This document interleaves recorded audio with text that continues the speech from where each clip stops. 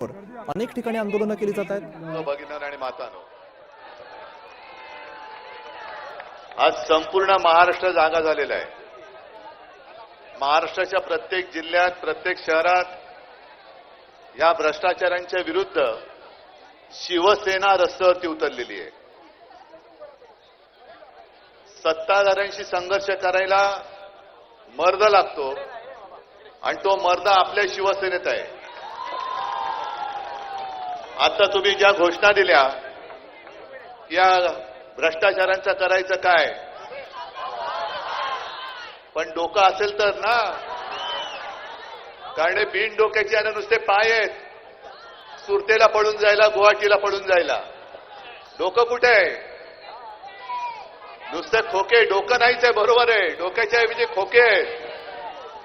त्याच्यामुळे ते खोके घेऊन बसलेत.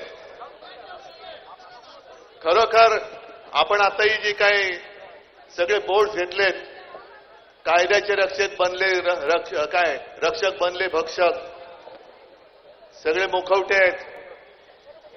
एकूण जर का विचार केला तर आज दिल्लीमध्ये महाविकास आघाडी, इंडिया आघाडीतर्फे सर्व खासदारांचा मोर्चा हा निवडणूक आयोगावरती चाललेला आहे. पण त्यांना पोलिस अडवतात असं मी आता ऐकलं. आपण भ्रष्टाचाराच्या विरुद्ध रस्त्यावरती उतरलेलो आहे. ही जी काय जुलूमशाही चाललेली आहे त्याच्या विरोधामध्ये आता जनतेला उतरावंच लागेल आणि जनता उतरते. वाट बघते कोण आहे, नेतृत्व कोण करते. लाज एका गोष्टीची वाटते की आपण दरवेळेला सांगतो की छत्रपती शिवरायाचा महाराष्ट्र, शाहू फुले आंबेडकरांचा महाराष्ट्र, साधू संतांचा महाराष्ट्र, नेहमी महाराष्ट्र देशाला दिशा दाखवतोय असा आपला गौरवशाली अभिमान वाटणारा हा महाराष्ट्र या भ्रष्ट आघाडीने कितव्या रांगेत नेऊन बसवलाय. पाठीकडे एकदम भ्रष्टाचारात नंबर 1 पहिल्या रांगेत भ्रष्टाचाराची रांग लावली तर महाराष्ट्र पहिल्या रांगेत, पण विकास आणि नीतिमत्ता पाहिली तर महाराष्ट्र शेवटच्या रांगेत. अरे खरोखर लाज वाटते आम्हाला तुमची. आपलंही ज्या वेळेला सरकार होतं, मनोहर जोशी मुख्यमंत्री होते, आजपर्यंतची अशी एक परंपरा आहे की कोणत्याही मंत्र्यावरती आरोप झाले तर त्याची जबाबदारी घेऊन किंवा त्याची जबाबदारी त्याला देऊन त्या मंत्र्याचा राजीनामा घेतला जातो आणि चौकशीला सामोरं जावं लागतं. मी सुद्धा मुख्यमंत्री असताना राजीनामे घेतले. एक मंत्री तुम्हाला माहिती आहे कोण, अत्यंत वाईट आरोप होते, महिलेवरचे आरोप, बरोबर ना. त्याला सुद्धा वनवासात पाठवला होता ना, वनमंत्री होता, वनवासात पाठवला होता. अगदी केंद्रामध्ये सुद्धा अशा काही घटना घडलेल्या आहेत. मनोहर जोशी मुख्यमंत्री असताना 5 मंत्र्यांचे राजीनामे, शोभाताई फडणवीस, शिवणकर होते, घोलप होते, सुतार होते आणि आणखीन एक कोणतरी होते, रवींद्र माने, आपलेच होते काही. पण तरी देखील तेव्हा शिवसेना प्रमुखांनी सांगितलं होतं की असं नाही चालायचं. जनतेच्या मनात संशय आहे, तुम्ही निर्दोष आहात ना, राजीनामा द्या, चौकशीला सामोरे जा. त्याच्यात निर्दोष असलात तर मी तुम्हाला पुन्हा मंत्रिमंडळात घेईन. याला म्हणतात कारभार, याला म्हणतात मग ते जे काय आहे ना शब्द, जनताभिमुख. आता जनताभिमुख नाहीच आहे, नुसतं पैसे गिळणारं मुख आहे यांचं. ज्या पद्धतीने नुसते आरोप नाही केले आपण. अंबादास दानवे आहेत, अनिल परब आहेत. पुराव्यानिशी सभागृहामध्ये यांची लक्तर आपण वेशीला टांगली होती. पुराव्यानिशी कोण डान्स बार चालवते, आमचा मंत्री. कोण बॅगा घेऊन बसले, हा आमचा मंत्री. पण एक गोष्ट विचित्र किंवा चांगली अशी पाहायला मिळाली की जसं अभ्यास कोणताही असो, तुमची आवड कोणतीही असो, पण तुम्हाला सत्ता टिकवण्यासाठी कोणतं तरी मंत्रिपद आपल्याला द्यावं लागतं. पण पहिल्या प्रथम असं झालं की एका व्यक्तीला आवडीचं खातं मिळालं. कोण? रमी मंत्री. हे रमी मंत्री आहेत. क्रीडा मंत्री कुठे आहेत?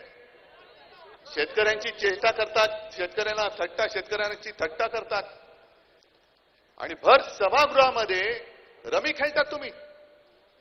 कशात रमतात तुम्ही? शेतकऱ्यांना कर्जमुक्ती करण्यासाठी यांच्याकडे पैसे नाहीत. शेतकऱ्यांच्या प्रश्नांकडे वेळ द्यायला यांच्याकडे वेळ नाहीये, लक्ष द्यायला वेळ नाहीये. आणि देवेंद्र फडणवीस, आम्हाला वाटलं होतं की त्या भाजपचे हे कोणीतरी परंपरा पुढे चालवणारे असतील. पुराव्यानिशी आरोप केल्यानंतर बिना चौकशी कसली करताय? चौकशी करायची गरज नाही, मंत्र्यांची हकालपट्टी केली जाईल अशी आम्हाला अपेक्षा होती, असा विश्वास होता. पण मुख्यमंत्री सांगतात नाही, आम्ही त्यांना समज दिलेली आहे की यावेळेला रमी नको खेळू, 3 पत्ती खेळ. ही समज, कोणती समज नाही, समज देऊन सोडून देण्यात आलेले आहे की पुढच्या वेळेला बॅग उघडी टाकू नको, बॅग बंद ठेव. पुढच्या वेळेला तू सावली बार नेऊ ठेवू नको, भर उन्हाचा बार काढ. हे बघा हलवून, सावलीमध्ये डान्स बार नको, उन्हामध्ये डान्स बार कर. आम्ही समज देऊन त्यांना सोडून दिलेलं आहे, पुन्हा असं करायचं नाही. ठीक आहे, चांगली गोष्ट आहे. जर तुम्ही या भ्रष्टाचारांना पुरावे देऊन सुद्धा केवळ समज देऊन सोडून देणार असाल तर मग आमच्या उपराष्ट्रपतींना तत्काळ राजीनामा घेऊन त्यांना वनवासात का पाठवलं? धनखड कुठे आहेत? जगदीश धनखड अजून नुसतं ऐकलंय, राजीनामा का घेतला त्यांचा? त्यांनी राजीनामा का दिला? कारणच नाही समोर आलेलं. मी जेव्हा दिल्लीत गेलो होतो तेव्हा मला असं सांगितलं की धनखड हे या सरकारविरुद्ध काहीतरी कारस्थान करत असतील किंवा होते, हा संशय आला म्हणून त्यांना तडकाफडकी काढलं आणि गायबच केलं आणि गायब केलं. मग धनखडनं का नाही समज दिली हो की पुन्हा असं करायचं नाही? केलं तर मारीन, पट्टीने मारीन मी तुम्हाला, अंगठे धरून उभं करीन तुम्हाला मी. ही समज धनखडनं का नाही दिली? आणि धनखड गायब. म्हणजे जसं चीनमध्ये चाललेलं आहे, चीनमध्ये तुम्ही कळत किंवा नकळत असं म्हणतात की तिथल्या सरकारविरुद्ध कोण बोललं तर 2 ते 3 दिवसात तो माणूस अदृश्य होतो, कुठे जातो तेच कळत नाही. आज आमचे उपराष्ट्रपती, अजून नवीन उपराष्ट्रपती झालेले नाहीत, त्यांनी राजीनामा जरी दिला असला तरी मग माझी म्हणा किंवा नवीन उपराष्ट्रपती नेमले गेलेले नाहीत म्हणून उपराष्ट्रपती म्हणा आहेत कुठे ते तरी दाखवा. कारण त्यांनी राजीनामा देताना कारण काय सांगितलं? तब्येत बिघडली. मग कोणत्या हॉस्पिटलमध्ये आहेत? कोणता डॉक्टर त्यांना उपचार करतोय? का तुम्ही डायरेक्ट त्यांचं ऑपरेशन केलंय? काय नेमकं धनखडांचं झालंय काय? आणि म्हणूनच की ज्या दिशेने हा राज्यकारभार चाललेला आहे, ज्या दिशेने आपला देश, आपला महाराष्ट्र चाललेला आहे, आज परत एकदा आपल्या खांद्यावरती जबाबदारी आलेली आहे. हे जरा वेगळं आंदोलन आहे, हे शिवसेना स्टाईलचं आंदोलन नाहीये. शिवसेना म्हटल्यानंतर कसं आंदोलन होतं हे आपल्याला माहिती आहे. पण आज मी तुम्हाला सगळ्यांना, म्हणजे या इथून संपूर्ण महाराष्ट्रातल्या तमाम शिवसैनिकांना सांगतोय की 2014 साली ज्याप्रमाणे मोदींनी एक चाय पे चर्चा केली होती, तशी तुम्ही जिथे जाल, जिथे बसाल, चहाच्या टपरीवरती बसा, अगदी केस कापायला सलूनमध्ये बसा, कुठल्याही रेस्टॉरंटमध्ये बसा, सावलीबार सोडून कुठेही बसा.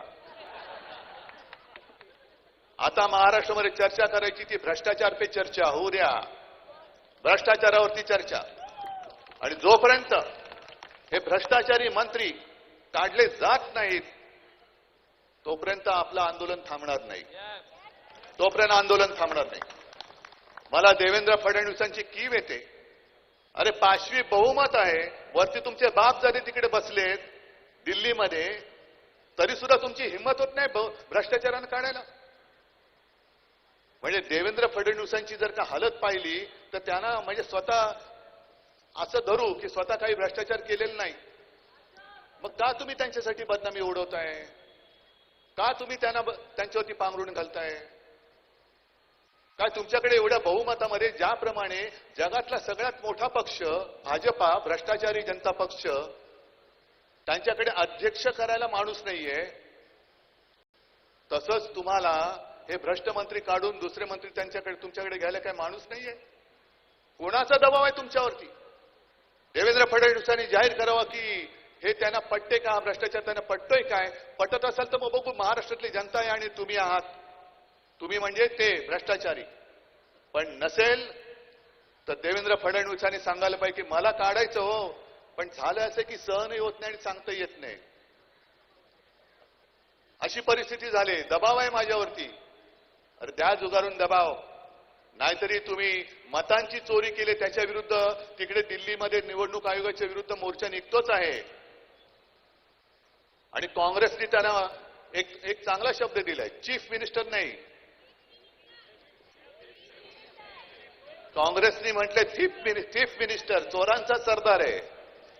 तर हे पाप, कारण ह्या संध्या कधीतरी मिळतात, कधीतरी मिळते. मला सुद्धा संधी नशिबाने अनपेक्षितपणाने मिळाली होती. तुमच्या सगळ्यांच्या आशीर्वादाने त्या कठीण काळात सुद्धा आपण सरकार चालवून दाखवलं, महाराष्ट्र वाचवून दाखवला.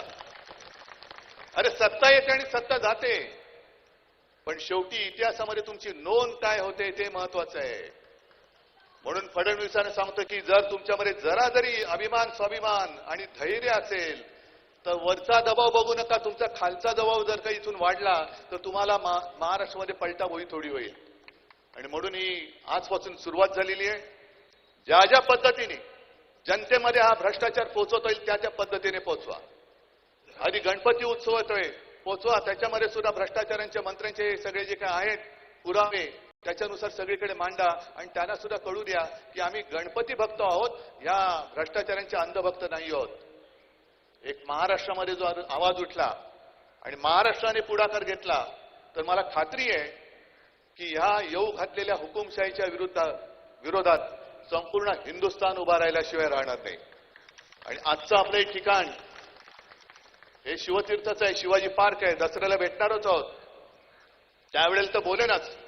पण आज या शिवाजी पार्क मधून आपण ही भ्रष्टाचार जाळून टाकणारी मशाल घेऊन महाराष्ट्राच्या कानाकोपऱ्यात जाल आणि महाराष्ट्राला योग्य दिशा दाखवाल असा विश्वास व्यक्त करतो. सगळ्यांना शुभेच्छा देतो. जय हिंद, जय महाराष्ट्र.